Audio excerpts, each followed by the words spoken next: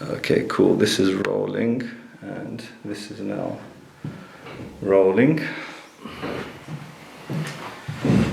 And this is recording.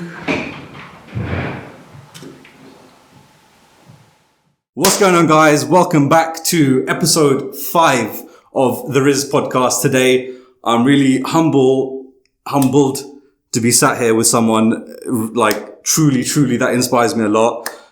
He's someone that I kind of got to know of back in 2017, October.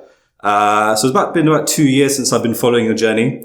The person I'm talking about is this man here, which is Azam Jaafri. And if you're watching this video, you probably know a lot about him anyway. And we're going to get into a lot of detail about his journey, the projects that he's working on, and kind of the vision for his future. But just to give you a bit of an overview, Azam is someone who started off his entrepreneurial journey, as far as I'm aware, in the property market. Yeah. And then you moved into the food industry. And now you're looking at kind of dominating the health and fitness and lifestyle industry as well. Yeah. So there's a lot that Azam has to offer, and I don't think we're going to be able to fit in everything within this next hour. So I just want to kind of get deep into everything and give as much value to people as possible within this time that we have. So first of all, thanks so much for taking the time out, Azam. Thank you. To do this. I always feel honoured and privileged to be invited to come and talk and speak and meet with people from our community. So it's always a pleasure. Thank you. Jazakallah khair. And so Azam, we see kind of on your social media what you're about, right? So you're very passionate about business, entrepreneurship, and I don't think it's necessarily even about the money. It's more about the life and what you can create in this life and what that creation allows you to feel and be mentally, physically, and emotionally. And I think seeing where you are now makes a lot of people, including myself, think, how can we get there? How do we get to that point? Sure. And I'm sure it's not something that you've always been like. Not everyone has a linear progression. So I want to get deep into kind of your background and history just to find out what makes you who you are. Sure. And the kind of the building blocks of Azam Jaafri. Cool. So let's start at the top. Let's start at the beginning. Yeah. A bit about yourself, your background, where you're from. Sure. And some of your kind of early childhood experiences that you feel have kind of inspired you to be the person that you are today. Sure. So I'm a Donny lad. I'm born and raised for the first 12 years of my life in Doncaster. So living in an area which was, predominantly non-Muslim and growing up in that kind of environment was different to a lot of the people that I meet now who've grown in quite dense, densely populated areas with a lot of Muslim brothers and sisters and people from their own ethnic backgrounds, etc. So was in Doncaster till 12. I had my grandparents used to live in Kenya. So my grandfather passed away, and then when we were 12, I was 12, 92, we moved to Mombasa. So I spent 3 years in Mombasa, phenomenal experience, different culture, different people, different way of life, different way of thinking, different pace, etc. And then came back. So you moved at quite a young age from the UK. Yeah. So you were born in the UK. Yeah, born. Lived here your whole life. Right, yeah. And then you got up to 12 and then you changed your whole entire life. Yeah. And then moved to Africa. Absolutely. So what was that experience like for you as a 12-year-old? Like, how did that kind of, what were your reactions? It's amazing. You meet people who have a very different perspective on life. You get to engage with people that you learn to see things from, I was told by one of our scholars that in our faith, you're rewarded for travel, even if it's non-religious. So as long as it's not haram, you're rewarded. And the reason you see that as being beneficial when you look at everything from a logical perspective is that, of course, you go, you learn, you expand your horizons, you learn things from new people, you see different ways of doing things. This all expands as a human being. One of the greatest lessons that I learned in that trip to Mombasa and living there was actually a lesson from my father, who made that transition for us. He used to come every 2 weeks because the business was, his business was here. But my mother and my younger brothers, we all relocated. And what that indirectly and directly, and as you progress through life, all these experiences shape who you are, and they're part of your code. But what I saw was that devotion to your parents, your mother, your family, and the willingness and need to make whatever changes are necessary, even if you're uprooting your kids and your family and saying, right, you go over there and we're going to be apart. Anybody who knows me personally or even sees me through social media will see how close I am to my children. So the idea of not seeing them for a couple of weeks or 3 weeks, 4 weeks at a time, and doing that for a greater cause and a greater cause and a greater purpose, are things that you learn. You may not identify its value at that point in your childhood.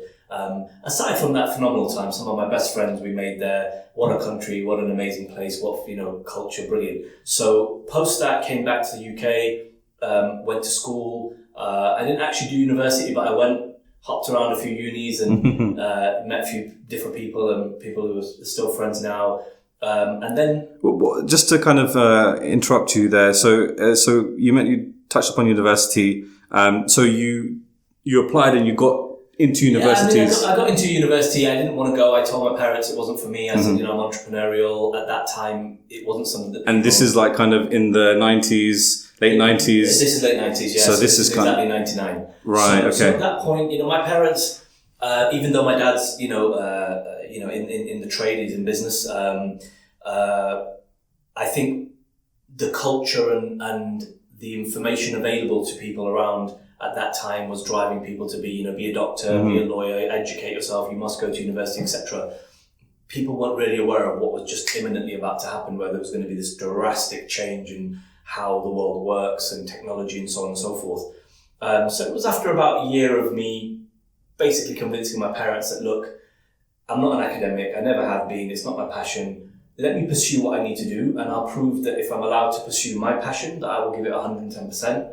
I will graft, I will work hard, and I will make it happen. So basically that's fast tracking how I then walked into the world of business. And I distinctly remember the conversation. I sat with my dad in his office and I said, Dad, look, I don't really want to do university. And we kind of came to some sort of agreement.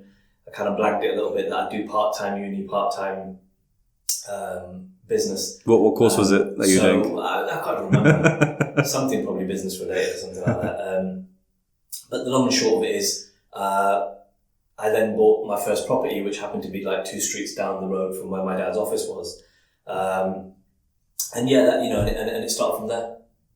So you kind of left university after convincing your parents, look, I want to be a businessman. Yeah. Right. I want to be an entrepreneur. I don't want to work for anybody else, and I don't want to study to then work for somebody else either. Yeah. What was it that kind of is that something that was born into you? Do you think that you've never really wanted to work for someone else, or you've just always wanted to kind of do your own thing? What's kind of the driving factor for that decision? So I think there's something really important that you've highlighted there. It's never been about not working for someone else, and I feel that there's a lot of I don't see a positive context of in this kind of idea of not working for someone else.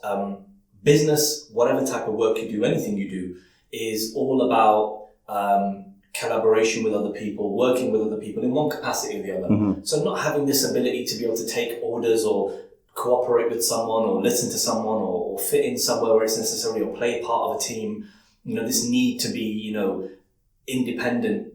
I'm not saying that it's not a good thing. I'm also saying that you can take that too far. So I think it's a very important message for younger people to not be like, you sometimes hear these motivational videos like, you're going to take your orders from someone else. Mm. Sometimes I take my orders from God every day. Sometimes you have to take your orders from your parents, people, whatever. It's not that big a deal. Mm-hmm.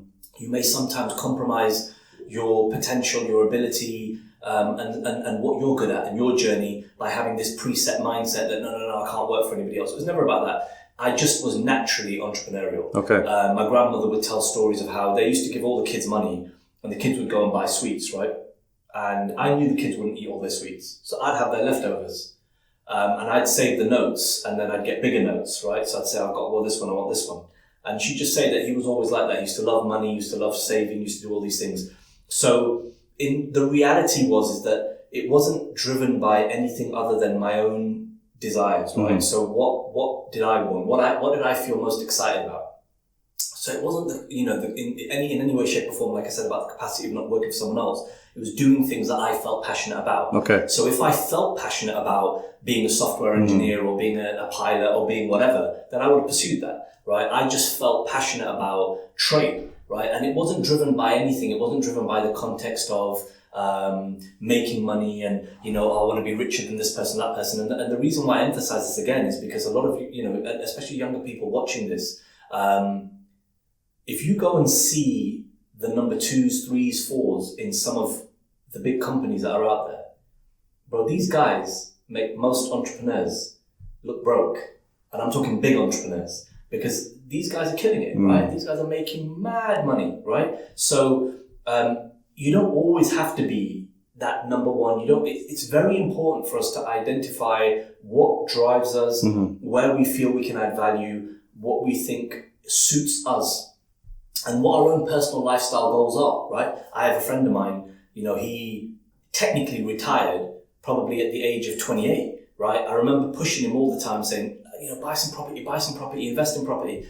And, he bought a load of property and then he'd buy a bit more and buy a bit more. And he's got this rental property now and he's like, I've got enough. And I'd keep pushing him and, buy more and do this and do that. And he'd be like, look, I like this life, man. I like waking up at this time. I like doing this. I like doing that and doing the other. And I couldn't get it because my engine was supercharged. And I wanted to go, boy, whatever, let's go. And now I resonate with that. I get it. I understand. No, look, you have to live the life that you feel comfortable with, you feel happy about. And actually one thing that I admire about him is he isn't influenced. So his choices are not influenced. He doesn't buy something because somebody else is buying it. Buy this watch because this person's wearing it. Buy this car because that person's doing it. This person's going to think this. It's very much about his own personal desires. So yeah, my base, that's ultimately my fast track childhood. And then I essentially embarked in the world of business or entrepreneurship or whatever you want to call it. I wouldn't even say entrepreneurship at the beginning, because at the beginning I was buying and renovating property. I started getting a little bit entrepreneurial maybe years down the line when I started offering certain types of property. We used to develop certain type of property, but that's basically it. So just something that you said there, which is quite interesting. So you've made a distinction between almost two phases of that little segment of your life there, which is one kind of startup and generating the income, getting things going, creating kind of that stability in your life. And then at that point, you've kind of separated that and said, then I was more entrepreneurial from an innovation perspective. So is that the kind of hand in hand between how you would define an entrepreneur and a businessman, for example? Yeah, I mean, look, operating a business is operating a business, right? So, if I buy a existing dry cleaning business, right, I'm not an entrepreneur, right? I'm an operator. I operate a business. I work in that business. Entrepreneurship is for me something much, much more. It's not a label you can, it's a label easily thrown around. You can call yourself an entrepreneur now. You can't call yourself a doctor.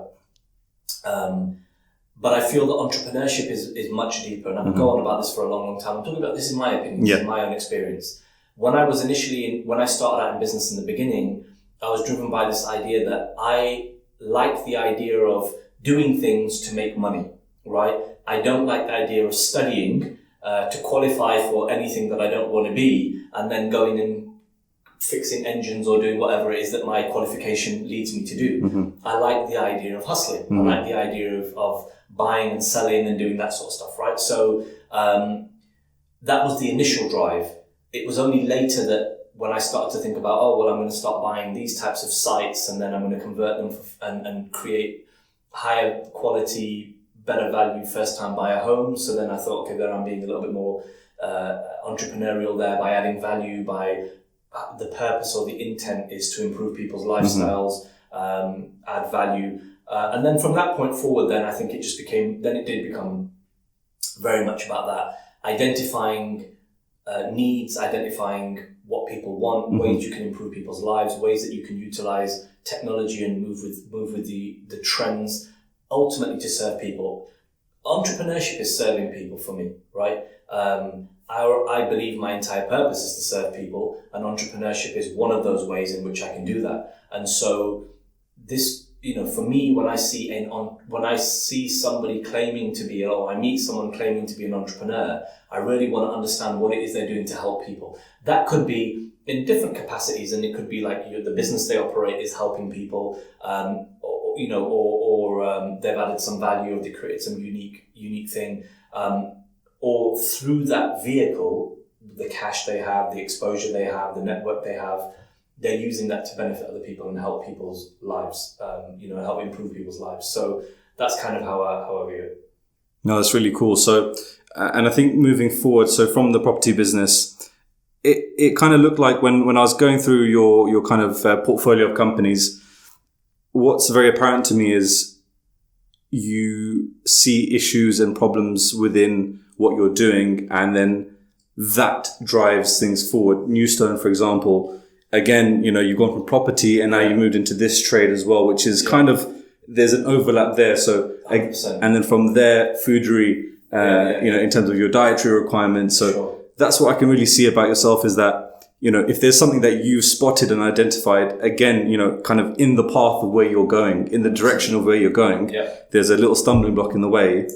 You're not going to go around that. Sure. You're going to tackle that straight on. You're going to pick it up, 100%. And then you're going to fix the situation so that people behind you and follow you can then also get an easier path to where they need to get to. 100%. Yeah. So actually, every one of my entire entrepreneurial journey and every one of my projects are interlinked.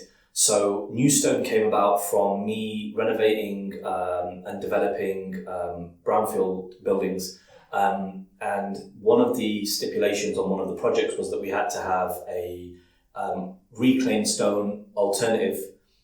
When I tried to source this product, I found there was a little bit of an issue with the way people were offering prices, and you'd call up and someone would give you one price and you'd another price and so on. So, and I saw that online was becoming a thing, and you couldn't really get these products online. You couldn't do it in a simple fashion like you could buy some shoes, like you could in the fashion industry.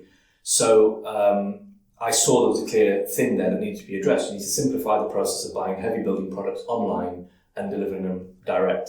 So through that process, we then identified numerous little niches that we could, we developed various different projects in the online retail space that were doing the same thing in principle, supplying products that people wanted at an affordable price with quick and easy ordering, quick and simple delivery. And then through that process of working and learning about different things, so when you're running an e-commerce business, you start learning about e-commerce, you start learning about branding, you start learning about marketing, you start learning about all these different processes.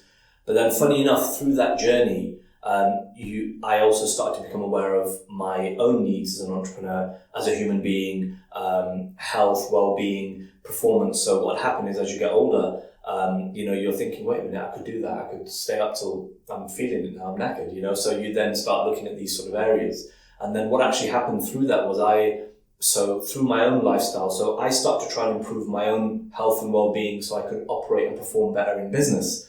Through that process, I ended up getting a coach. The coach started teaching me about the calorie intake that we have and having set calorie intake for the day. And I used to use this app called MyFitnessPal. And whenever I put any desi food in the FitnessPal app, basically crash, go red and everything. It'd be like, salt's gone over the moon and saturated fats has just gone out of control, right? So I was like, this is something bad here. I love having our desi food. I like having a bit of samosa. I like the flavors, whatever. Uh-huh. And this is where Gormosa came about. Okay. So Gormosa was the first food brand that I created, and it was very much about taking the best elements of desi food, which actually, when you look at our food, is jam-packed with superfoods, with beneficial spices, turmeric, things like that, that are really, really good for you. But the cooking and the process of preparing the food is a bit old school and could be improved. And so then through that, it was kind of, okay, so let's create a product that I want to consume that I think people can benefit from. And Gormosa got a lot of traction, and it is actually a brand that we will bring back. It's off the shelves temporarily at the moment, but the long and short story of what's going on there, I'd best not talk about it. But the point is that I created something, and then as I was in the food space, I was like, wait a minute, I'm going past the supermarket shelves, and there's no quality ready meals that I can eat as I'm not a millennial, but as a modern day Muslim consumer, I haven't got any decent, I've got jerk chicken and whatever, right? So So then we created Foodery, and it's amazing because so if I just fast track to even where we are now, we can talk about other little elements in between. Through the process of launching the Gomosa brand, I was keen to find a new type of agency, new types of creatives to support me with this project, because over the years previous, I'd worked with so many different agencies, over-promising, under-delivering, telling me to do this, overpriced, whatever. And subhanAllah, I ended up finding a group of designers through a website, right? And then a portfolio on the website. They wrote about this actually in our blog, but they didn't remember they even had this on there. And I sent them this one-line email saying, because I was contacting various people whose portfolios I liked, and I saw their portfolio, I liked their work. I thought, this is kind of what I'm looking for.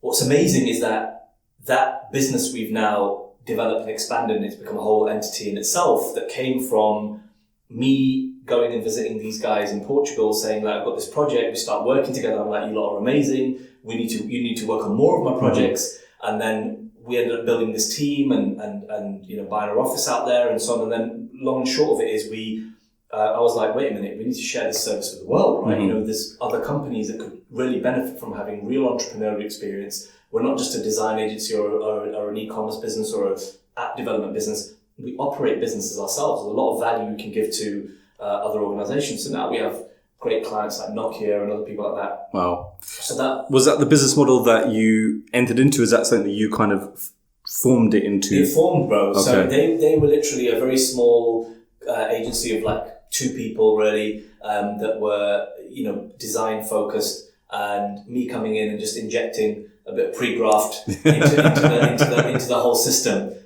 We've from amazing people, I can't even go on about how, people are with the right mindset, with the right kind of energy, with the right attitude towards work, towards relationships, towards teamwork, how much you can achieve. So there's a phenomenal team we have out there. It's like, they're like family. I was literally, Philippe, who is my partner out there, at his wedding, I was his best man. So, wow. That's how close we are as a team. It's family. And so that business has come out of us working on our internal projects, and then so that business has now 2 real core uses. One is that we work with clients, and the other one is that we work on our own brands and we use it as a vehicle to invest in brands. So now that if I want to invest in a company, most companies when they're raising money nowadays need money for marketing exercises, development of e-commerce, apps, whatever, because we have that ability to do all of that in-house, and we can accelerate growth, and we can and that's why a lot of people see the projects that I deliver. Part of it is because I'm supercharged as a person anyway, but a lot of the projects we deliver, people are like, wow, like that everything seems to happen super quick. And one thing I always say, and I emphasize this even on my social media, is that you need to have direction, you need to know where you're going, and then it's about speed.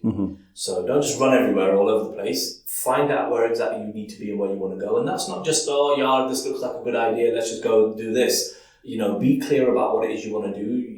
You make an assessment, you've clarified exactly what it is, the destination that you need to reach and why, and then you go. And so through the experience we had, developing the food brands, we ended up creating this other business out of that as well, which alhamdulillah has now become an amazing business. And what's amazing out of that is that through all the processes that I learned of dealing with the supermarkets and dealing with big retailers and all the rest of it, I learned a lot of things that through all the different projects that I've run that made me understand other opportunities and other ways things could be done in the fitness space. So that's kind of where we're up to now. And of course, I still run all of my projects. So even sometimes, occasionally, look, the world of business is not a fairy tale. It is not glamorous. It is tough. It is hard. And it is something that people need to understand. The vast majority of businesses fail. I think 4 out of 5 businesses fail. Even the one that survives X amount of years later, so many of those fail as well. So business is not glamorous in any way. It requires a lot of hard work, a lot of grit, a lot of sacrifice, a lot of dedication.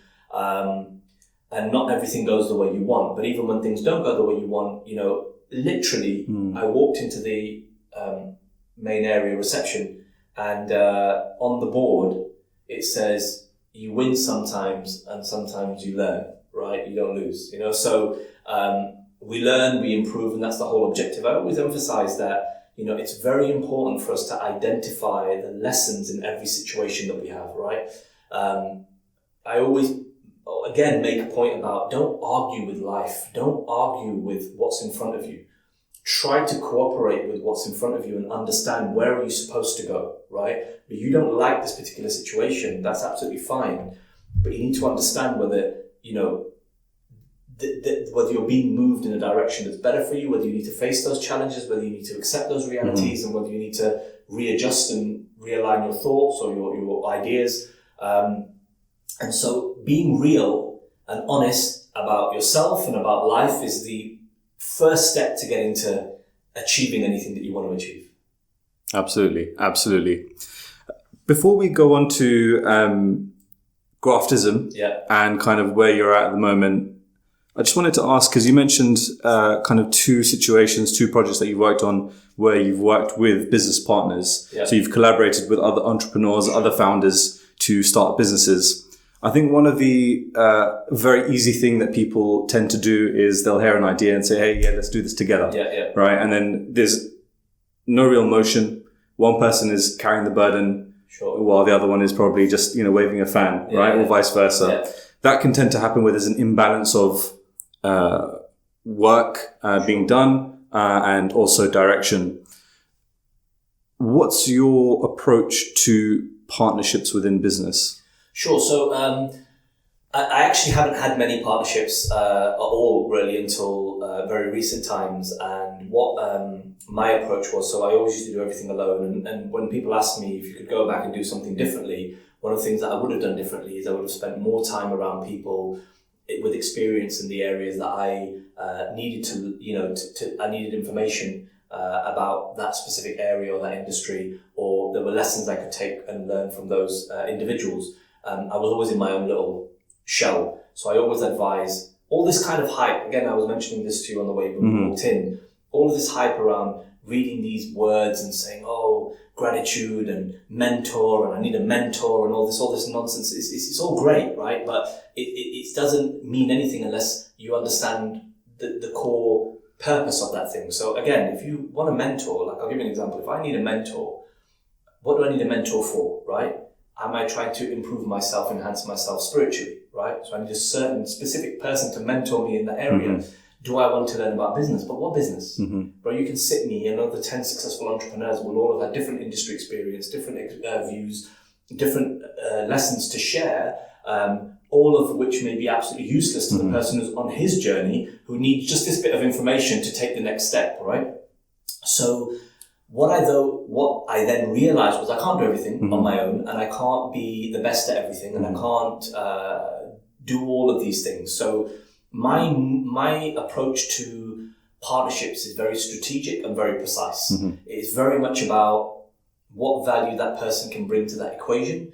Can that engine run without that person? And is everybody contributing what needs to be contributed? I'm not that guy who's like, oh, hello, mate, let's just, do a business together. No, it's strategic. For example, if you take the company in Portugal, my partner in Portugal, he is essentially the guy who understands the products and the services that we develop and that we offer. And he also understands the way that we need to, operate and scale how that's going to happen. And he ultimately understands the services that we and the products that we create. I, at the other end, am the person that essentially opens doors and steers other elements of the business in a direction. For example, I may bring on board X clients that we have. I may identify opportunities that we need to target. I may identify investment opportunities that we want to target. So that's just simplifying it. But then again, it's also very important to have that like-mindedness and to have that commonality and that understanding and that energy that works together. And as an example of this, in an area of a business where I am the person with the expertise or the other person is with the expertise, if you know interior design, right, and I have no experience in interior design, why am I going to be, it's ego if I'm going to go, No, bro, I think that light should be that, I've spent 10 years, 20 years or whatever in this particular space. Don't disrupt the motion, right? So to narrow it down, people who add value, let me give you a prime example. You have this microphone, you have this stand. They need to lock together. There is no reason for there to be two microphones or no reason for there to be just a microphone and, whatever. So it has to link. There has to be ego-free zone. Everybody has to be on the same mission. And I have to be able to be family with people, right? So for me, I'm about people, right? I love people. I love positive relationships, positive energy. I'm not someone that can handle being in any type of relationship, whether it's commercial, whether it's friendship, whatever, where you're surrounded by people who are egotistical or greedy or self-centered or stab you in the back. You don't understand these things until you get some experience, but ultimately you can be aware of these things much earlier if you're paying attention to the things that count, right? As an example, if I'm just desperate to do something, I couldn't really care any less, and I'm going to get involved in all sorts of situations, not just in business. So I look at key things. What value is everyone bringing to the table? Does this person bring any value that allows me to do something that I couldn't do alone? Does he have knowledge and information and skills that I don't have? And vice versa. And also, who are they as a person? And that probably comes before, manners, values, character, those sort of things come before. So, but partnerships in business have to be about that. Otherwise, what are you doing it for, right? Two people having an idea, fair enough. If someone comes in with money, then you're not partners, they're an investor. Let them act in an investment capacity. I've given you the money, you crack on and do the job. But that's very important for people to kind of get their heads around in what capacity are you working with someone and try to keep it in that capacity, right? Because otherwise, chef's in the kitchen and this guy's never cooked anything in his life, but he's like, throw a bit of chili sauce in there, bro, and it doesn't make sense. So. Yeah. Okay. So basically what you're saying is roles and responsibilities need to be understood from the get-go. Sure. But beyond roles and responsibilities, what is the culture between the two people? Absolutely. How are the minds meeting? Yeah. And if there's a good, positive kind of meeting of minds, that's what's going to help drive the business forward. 100%. Exactly. So just as an example, when, if you take the business in Portugal, there was a small 2-man team. We've now probably got 20 to 30 different people working in different capacities on different projects. They were in an incubator office. We now bought our own building over there. They are working on projects for clients like Nokia and banks and other people like that. So if that wasn't the right chemistry, the right people coming together with the right skill sets, with the right vision, in the different areas they add that value, then that would never have been possible, right? And so all of the projects that whenever I look at other people, and whether it's somebody that's going to be employed or whether it's someone that we're going to collaborate with or partner with, this is sort of the way I look at things going forward. It's just got to be very clear on what value are we adding, man? Like what value is that individual bringing to the table? Just having a couple of mates going, let's go into a business together. This is where you have those problems, where you have those misunderstandings. I don't have any misunderstandings because I know what you're supposed to do. That's your role, right? And I know what I'm supposed to do. And it needs both entities to deliver the results to get the result, and that's basically it. So. Absolutely. So I want to talk about now kind of where we are now. Sure. Like I said, I started following you back in October 2017. I think, correct me if I'm wrong, that was kind of the first wave where you were kind of really pushing yourself out there on the social media side. And I remember what I remember about that was I remember quite clearly actually, because I was in Dubai when I saw it, and I saw your post and I was like, oh, okay, here we go. Is this just going to be another one of these, someone selling a course or, whatever. And like you were saying earlier, you get so many people that just talk about, you just gotta have gratitude and, you just gotta, believe in it and, and I was thinking, okay, is this going to be another one? And when I was looking at your posts, the first thing that struck me was, okay, quality content, right? The way that the graphics are done, the way that everything's presented and laid out. This is quality. So that was kind of the first thing that I saw. And as I was, over the next few days when I was reading your posts and stuff, what really struck me was that hey, these aren't just things that he's taken from other people. Like, you know, there's so many of the same quotes that I see all the time. So that's what kind of really attracted me to follow you, and kind of that's what was inspiring me, was the fact that your advice was very real, very raw, and you could tell that it was from your own experience rather than, you know, what someone has said online and then it's just been recycled a million times. You mentioned, earlier again that, you know, your health is something that is of massive importance to you now and is a massive focus to you now. Of course, health is important to everybody, but not everybody prioritizes their health as their number one. Like I said to you, whenever there's something that's in your path, sure, it seems that you just grab that thing and you run with it. Yeah. So you've gone from growing up, you know, you've moved from Doncaster to Kenya, Mombasa, and now you come back to the UK, you've gone into university. That wasn't really what you were kind of feeling. It wasn't really what you wanted to do with your life. You started, you know, a property business. One thing led to another, and then you grew that to a point where actually you were able to then use those resources to fund something which was a problem for you in the first place in the trading industry. And then fast forward from that, now you're looking at your kind of your dietary requirements, your lifestyle. And I can see this kind of progression and this growth that you're having. And it sounds like to me, and you know, feel free to disagree, but it sounds like the more you kind of move forward in time, the more you're realizing who you are. That's what it sounds like to me, is you're understanding yourself better, and you're taking, and again, this is one of those cliche lines online, but you are genuinely taking huge amounts of action to solve these problems in your own life, which then has a ripple effect on the people around you or the people that interact with you. So 2018, I think it was, when you started up Graftism. Yeah. So talk to me a little bit about kind of 2017 when you launched a social media platform to, you know, where Graftism started. Sure. And that period of time for you. Cool. So, I mean, there's a lot of very important things that you touched on, and just emphasizing the point that a lot of these quotes and these statements that you hear online, they have real meaning. They just get diluted and thrown around, and people don't understand its real value.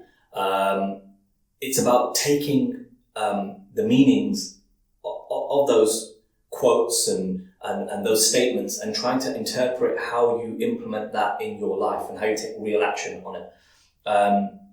So in terms of 2017, I had this vision that I need to share my experiences in the best way I possibly can with the next generation, hoping that others will benefit from it, right? Our hadith tell us there are three things that will continue to be beneficial to us post our demise. One is sadqa jariyah, two is knowledge, three, the most weighty, being your children, right? Living good human beings on earth. The second one's the one that I wanted to emphasize on. That is where we are now in this era where, wow, you can say something and it can reach someone in Canada, it can reach someone in Africa, it can reach whatever. Now, going back to the point, again, about the culture we're in and everything else, is that ultimately we have to look at things from an intention perspective, right? If I want to go online and be the motivator because I want everyone to gas me and you know, make me feel like I'm something special and all the rest of it, well, underlying, I'm never going to feel content and happy. You never will, because the source isn't real. It's not sincere, right? You know, the applaud you're getting is not a real applaud because it's not something you did. It's something you're orchestrating to be popular or to feel popular. And popularity has no value, right?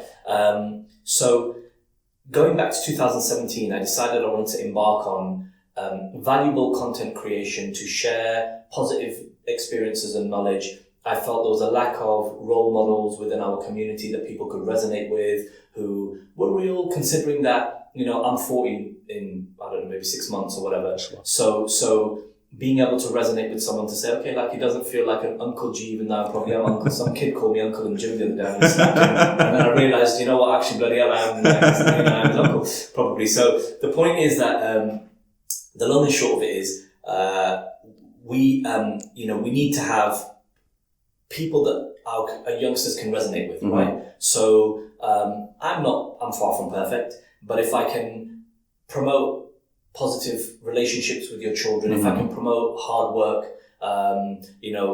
again, everything that I take comes from our faith, and our narrations tell us that working hard and earning a halal living is one of the best forms of worship, right? And we're ultimately here to worship Allah in all the different forms that we can. So hard work is something to encourage. Hard work is something to promote to youngsters, especially in the society where we have this instant gratification, shortcuts, all the rest of it. So that was my motive, and I started to produce content.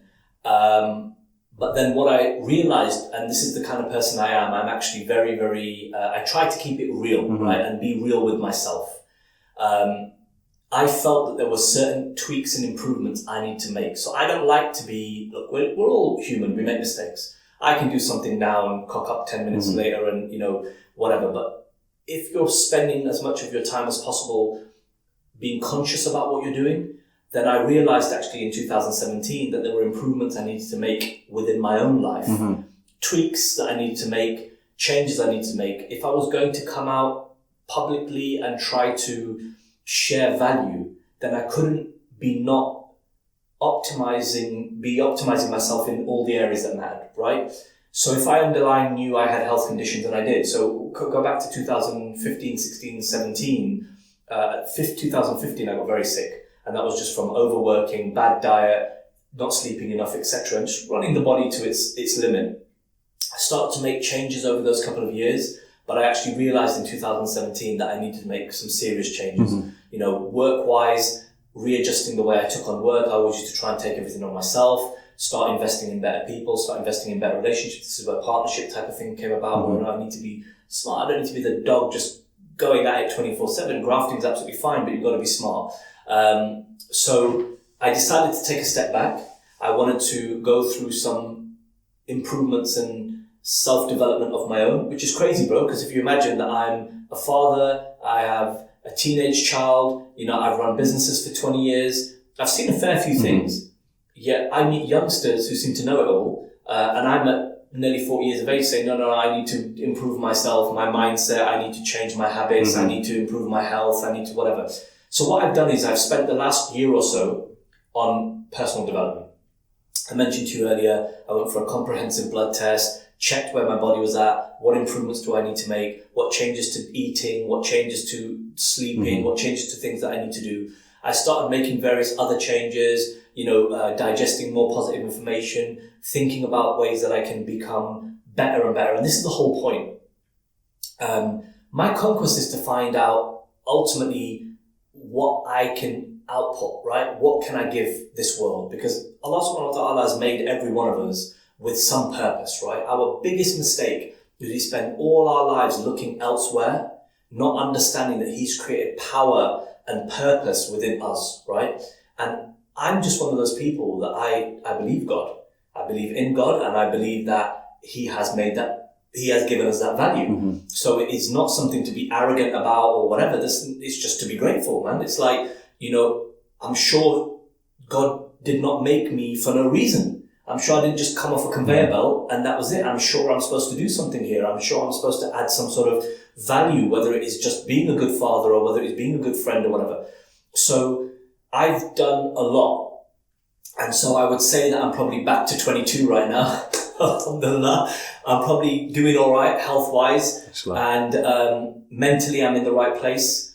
And I feel like now is the time for me to start readdressing some of the objectives I had in a better way that I feel I can feel, even if nobody on the outside could see. You see, bro, everyone can brag. Nowadays, everyone's a millionaire on social media, but go and look at the statistics. No one's a flipping millionaire, right? Meaning there are, but you understand my point. Like, we can all look a certain way, and maybe most of the less informed people may fall for it, right? But I don't believe that you will ever really achieve sincere results without genuine commitment, genuine dedication, authenticity, and it being real, right? So if I want to promote positive lifestyle and living, right, but I go home and, scream and shout and my whole family hates me and, nobody, and I'm lazy and all the rest of it, then in what capacity or authority can I blag, so much people may believe, but then it cracks. Someone will catch you out, someone will find something. You've got to be real. So,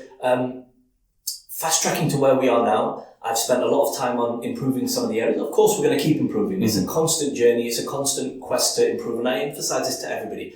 Every day we should be looking at our purpose. You see, bro, I look around me for inspiration. I look around me to extract positive things. And one thing I say to a lot of young people is if you are lucky enough to have access to Islam, then realize that most of the things that you need, right? All of the things, but most of the things that you need in your day-to-day life are already there. You're just not paying attention. I'll give you an example of this, right? There's this new thing called the 5 a.m. club that people are writing about, right? Bro, the 5 a.m. club has been in Islam, right? From God knows how long. Get up in the morning, be up before everybody else, do some form of meditation, prepare yourself, get into the day in the right mindset and right mood. Yeah, this has been there from the beginning. So we have all of these traditions. We're just looking in the wrong place. We're searching for the wrong things, etc. So I feel now I'm in a position to do so. If I was to give you a very quick insight into my ultimate aspirations is to leave as much positivity and love and share good experience with as many people as I can, right? So I see entrepreneurship as a vehicle to be able to do that. Graftism, where we are right now, Graftism is basically a brand concept that I thought of, which actually was not really even a brand, but more of a culture that when I was sitting down thinking, what can I do in mainstream business that will promote something that has positive value, right? So if we look at a lot of the stuff that happens today, it's all instant gratification, look rich, let's look perfect, it's a lot of pressure. I felt like, how nice would it be to have a brand that championed hard work? So instead of you saying to me, bro, I already bought this Rolex, right? You saying to me, bro, I'm working really hard. I have this project. I'm just working hard. We know whatever's going to come. Rizq is going to come what's meant for you, right? So, but what happens in this process of hard work is you develop as a human being so many other positive qualities. Your character enhances in so many different ways just through the motion of being a hard-working individual. And the opposite is from someone who's lazy or someone who is selfish or someone who is, ignorant or whatever, So I felt like, look, so I've always used the word grafter. Everyone's always called me a grafter. And I sat there one day, I was like, graftism. This is going to be the culture of hard work, and it's going to be something that people are going to associate with who have a belief in hard work and what hard work, the attributes and the behaviors that come from hard work, right? And so that was the original brand concept. And then Allah just plans things to happen in a certain way. The opportunity to open the first gym came about. As I said, you said, I just moved because I believe, this is where it's meant to go. So the vision for Graftism ultimately is a community, right? It's a brand to serve people. It's a brand to be focused on people and promoting positive values, positive work ethic, positive community behavior. One great thing about fitness, it's amazing. You walk into a gym. Sometimes I walk into the gym and I see people from all walks, all backgrounds, all colors, all faiths, whatever you might name. And in that environment where they have this commonality that's not everybody's bodybuilding, it's just this passion for, when you go in the gym, you have to work hard, right? You've got to do a workout, right? And that culture pushes you even further. There's no one messing around. So Graftism is my sort of message or attempt to encourage this type of activity, encourage more positive promotion of positive behavior, positive activity, positive culture, positive mindset. And I'm saying this on camera now, but I would hope that we create one of the biggest fitness lifestyle brands in the world, with gyms around the world, with product around the world, but ultimately using that vehicle to promote an underlying message, which is something that people stand for. And this is the thing for me, like I look at a lot of brands that are out there and I'm like, what does the brand actually mean? Yeah, we've had this wave of influencer marketing and we've had this wave of different people consuming in different ways. but what does it mean? You know, when you wear that thing, what does it mean? Where does it stem from?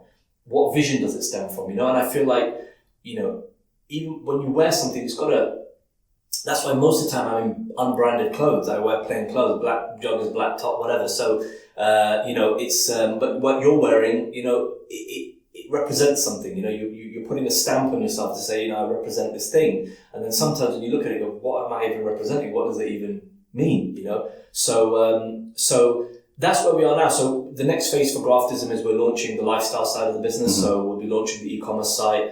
You know, we'll be creating cool products. What's exciting about Graftism and the products is that they're developed in the gym. So unlike a lot of products that are probably out there, real people in the gym are trialing and testing our products. So if you take pre-graft, for example, yeah, it's got a nice twist on its name. And actually the truth is, workout, I just feel is a bit soft. So, you know, I like the word graft. So I feel like us guys graft. So, you know, the product though itself is created by people in the gym. You know, they tried it, they tested it, the first batches came in, they were like, no, and, you know, and we've improved it. And the same will happen going forward, that products that we develop, whether it's merchandise, accessories, whatever it might be, you know, they'll be developed by real people that are real active weightlifters, you know, bodybuilders, people that want high performance products. And then, yeah, you know, as I said, we'll use content creation again to spread positive messages. I always feel like you can do a lot with entrepreneurship in a positive way. You can do a lot with it, but there's no shortcuts, right? You know, I'm 20 years in the game. You know, now understanding how to do one thing or the other. Still don't know most stuff anyway, but you know, you learn. And I think this is a key thing. If I was going to give any key bit of advice, is that, you know, it's a long-term thing, right? If you're willing to put in the time to sacrifice, to not be, you know, big and famous overnight and not have all the attention and not try to fit into every gap and not show that you've made it, you'll actually make it. You know, it's one thing that happened in my own life is that I just faded out. I just knuckled down. One thing my dad always taught us was save. You know, save your money, spend within your means. And that's something that I pass on to everybody else. You know, you're not going to be able to achieve any of the things you want. Look, even if you want to start a business, man, you need cash, right? You know, you need money. So it's not that, accumulate money and just have loads and loads of money. You want to make moves, you're going to need money. And look, sometimes the projects aren't going to work out.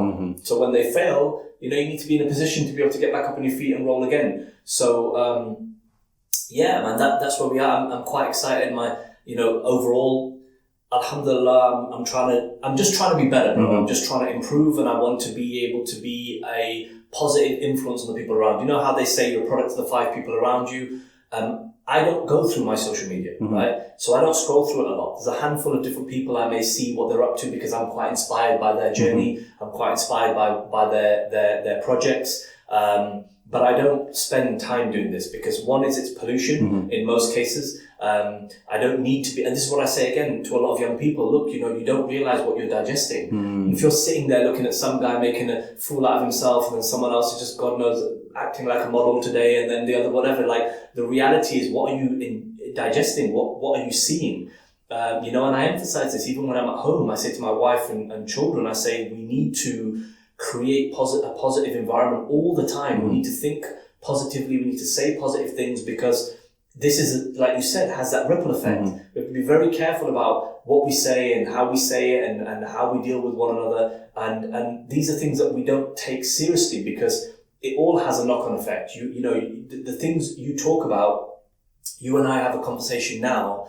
You know, if in that conversation we talk a load of nonsense, I stress you out, you know, I may have talked a lot of nonsense to be fair, but absolutely not. If I stress you out, if I burden you with problems, if I you know, I'm negative, if I backbite about people or whatever it might be, regardless of how strong or disciplined you believe you are, how fixed you think you are on your mission, I promise you, I'm going to have sidetracked you. I'm going to have moved you off track a little. I'm going to have slowed you down, whatever it's going to be. So it's very important for you to, as an individual, to be clear about your journey and understanding the things that will help fuel your journey and or will limit you and impair your progress, right? So this is where I'm at. I'm constantly going through that process of, is there anything that I'm doing, whether it's health related, food related, and people might think to themselves, you know, oh, this is like extra, you know, whatever. Bro, I'll tell you this now. I've been through the processes where I've enjoyed the things that there are to enjoy. And I'm not saying there's anything wrong with having a Ferrari or having this or having the other. But I can tell you, bro, the feeling you have of happiness, success, euphoria, the best feeling you can ever have, above driving this or wearing this car, watch, whatever, is what you feel inside, right? And when you feel good inside, I'm talking calm.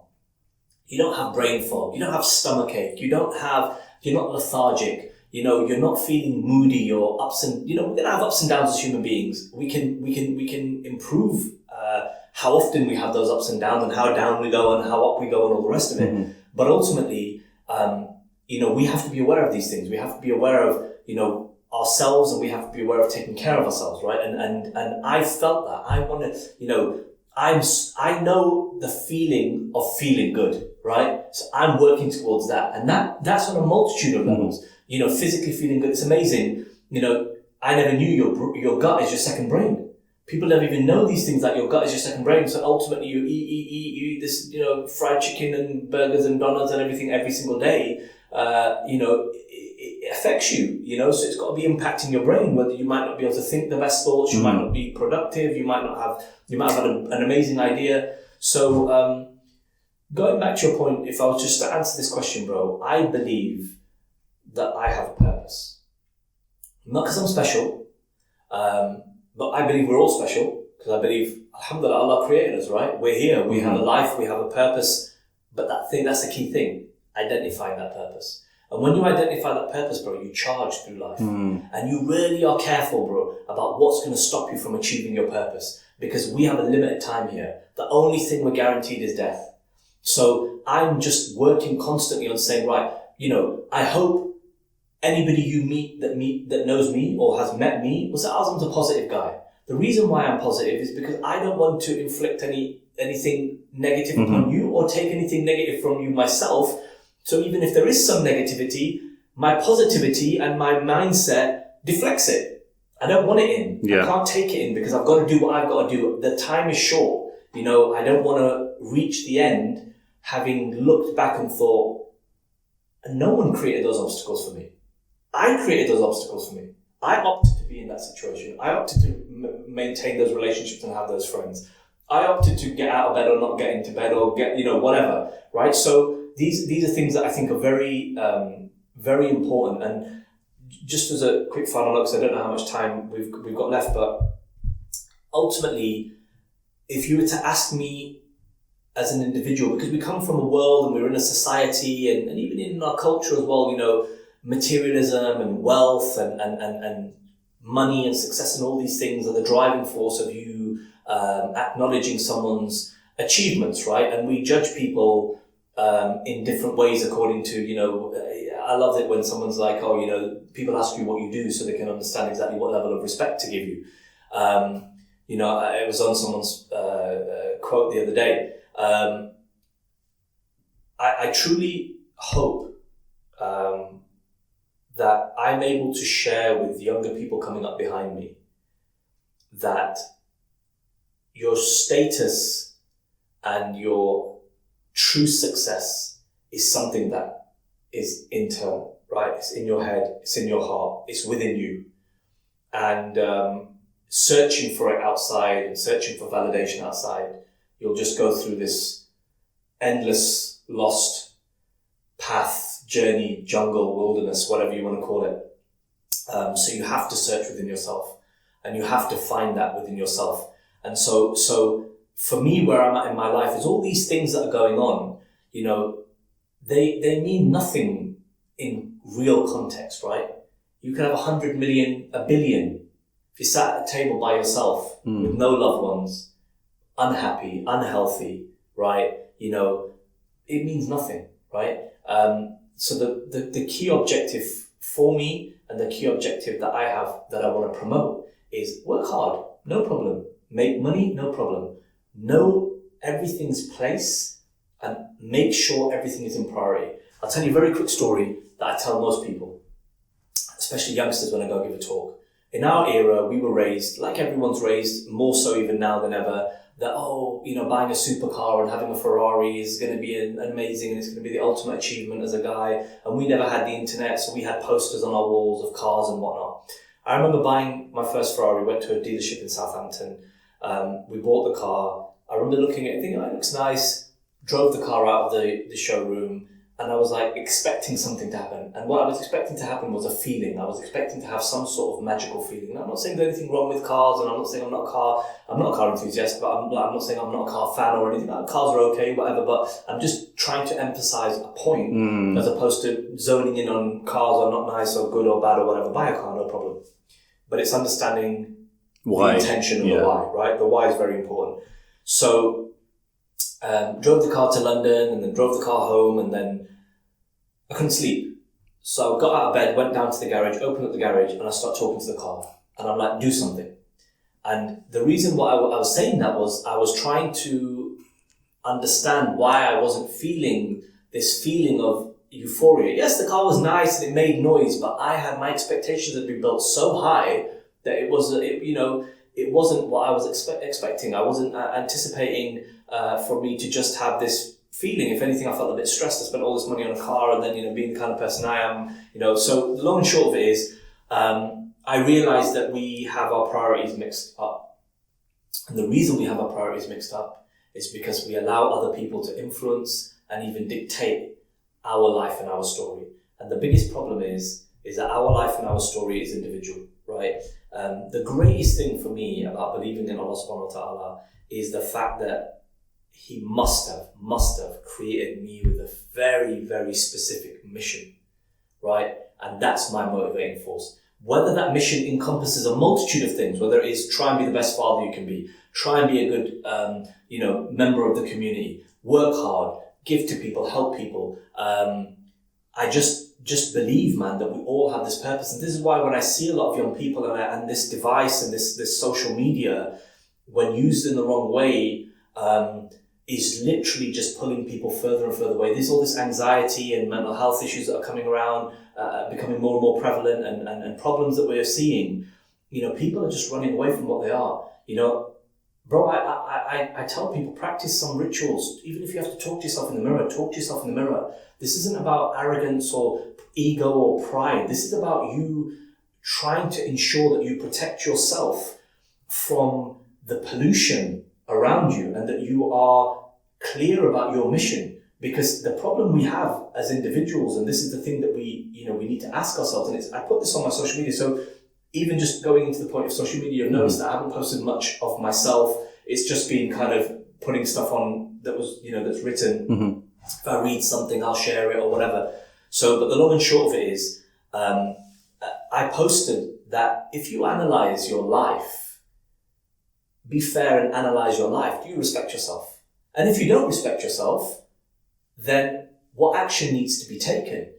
And one of the primary reasons, bro, anybody doesn't respect anybody else, right, is when they're not acting right. And part of not acting right is not acting like yourself, right? So, typically if you're not being yourself, it often results in you having adverse, unlikable qualities, right? When you don't behave like yourself, when you're natural and I feel like you're you and you're being yourself and you're comfortable and everything else, there's a feeling and a chemistry and a connection a person has. The minute you come in here and you're trying to show me that your arms are bigger than mine and that, you're better looking and your beard's better and then we've got this kind of tension. I think you've got me on all of those things, by the way. I don't think so. But the whole point is that, do you get my point? We're trying to be something we're not. We're influenced by things we're not. Look, bro, I'm telling you, I am not massively driven by buying fancy cars. I'm not saying that I don't like cars or whatever, but it's not my motive. So, bro, I have friends who make millions every year who don't have fancy cars, who don't have a fancy watch, right? So what I want to emphasize to people is that clearly those individuals know what it is they like. They're not spending any money. I'm not saying don't spend any money. What I'm saying is find out who you are.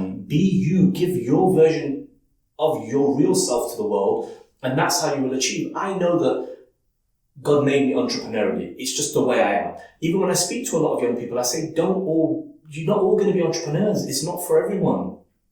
Forget all this, can someone become one, not become one, I'm not bothered about that. I'm just saying that not everybody's going to be an entrepreneur. Not everyone's meant to be an entrepreneur. Not everyone, can cut it, right? And it doesn't suit everyone. It's crazy. I met a guy on a trip once. He is in AI, right? And I just was curious because I'd heard from other people that he's some like hotshot as to why he wouldn't do his own thing, right? So he's probably making big top end 6 figures, close to 7 or whatever, but he probably could be making God knows what in doing his own thing. And he said, I've got the lifestyle I want. You know, he's got several kids, he's young. And I was like, wow, man, I resonate with that now. I resonate that we get dragged into, and we get dragged into it in a multitude of ways. One is financially, right? So everyone's got to be rich and everyone's got to show that they've achieved this and they've bought this and they've done that and they've done the other, only killing themselves off, right? Putting themselves in debt, you know, and then on the other end, you've got these achievements that people want to, you know, show that I have this intellect. You know, go read books for 2 years, you'll have a load of it. Yeah, you'll have a load of wisdom, you'll have a load of knowledge. Go sit with people with experience, go sit with people of knowledge, you'll learn, right? Then you have this perfectionism of the way we need to look, right? All of these things, where are they coming from, right? Where are they coming from? Bro, I've seen people, and I genuinely say this, like, and I just, you know, we're going into this direction. I've seen people, and this is my opinion, who may not be aesthetically the way people would perceive beautiful, but my God, the most beautiful people you will meet. They just make you cannot not feel attracted to these people. You cannot not feel good around these people, right? And on the other end of the spectrum, very, very beautiful people who, you know, don't make you feel nice, right? So I think getting to the clear point and cut of this is you've got to be on a mission to find yourself, to protect yourself, and then ultimately be able to give the world the best version of what it is you can be. And that is not benchmarked by any means on wealth or financial achievements. If anything, bro, we have hadith that tell us that everything over and above your requirements, you are simply a treasure for someone else. Mm-hmm. You know, and actually the funny thing is, bro, the more and more you go into, you know, we have all the motivational context, speeches, everything there. We just happen to want to look everywhere else for it, right? Mm-hmm. But ultimately, when you look into what we have and the information we have available and the resources we have available that came 1400 years ago, is that you will find so much inspiration in your purpose. And you know, I remember years and years ago, I said to someone, they're like, oh, what do you do? I said, I work for the Bank of God. Which I don't work for the Bank of God. What do you mean?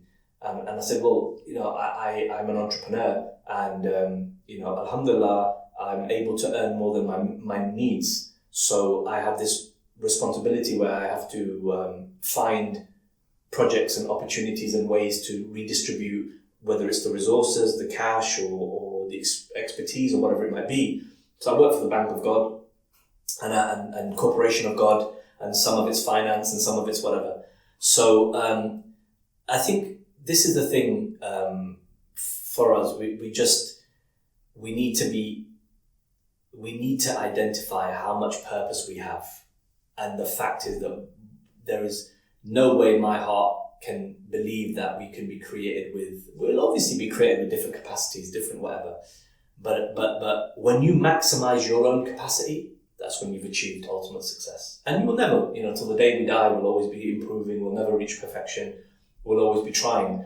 But if your conquest and your day-to-day conquest is based around, you know, getting closer. I'm a million miles away, but I feel that in recent years, I've in some aspects of my life, I think it happened naturally. I think I was willing and it went along with it, but I've become more and more conscious of discovering what am I supposed to do? Where do I slot in? If there's this thing, what shape is Azam and where does Azam fit in?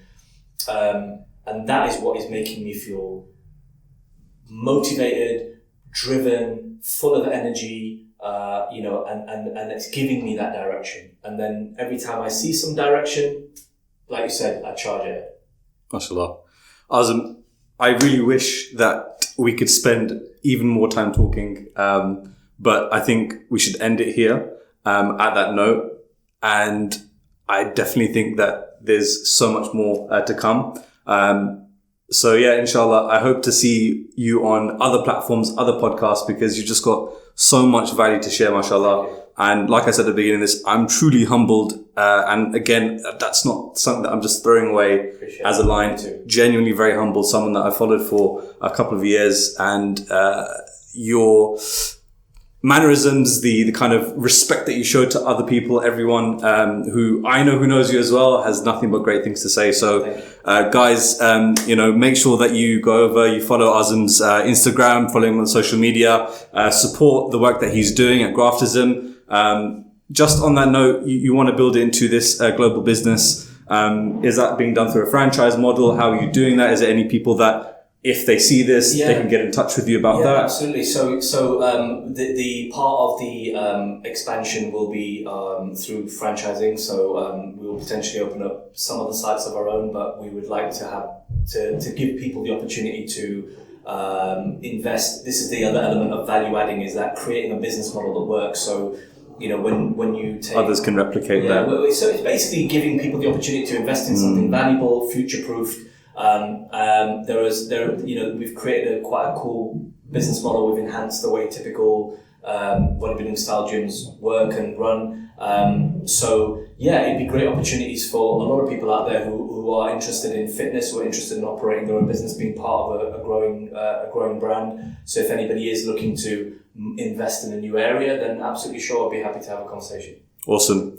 Guys, I hope you've enjoyed today's episode. This is something that I'm going to take away and value and treasure for a very long time. And Azam, once again, thanks so much, bro. Thank you. Jazakallah khair, and hope to see you soon, inshallah. Assalamu alaikum. Assalamu. Thanks so much, bro. How did you find that? That was nice, bro. I just sometimes worry that I'm waffling on too much. No, man. Absolutely not.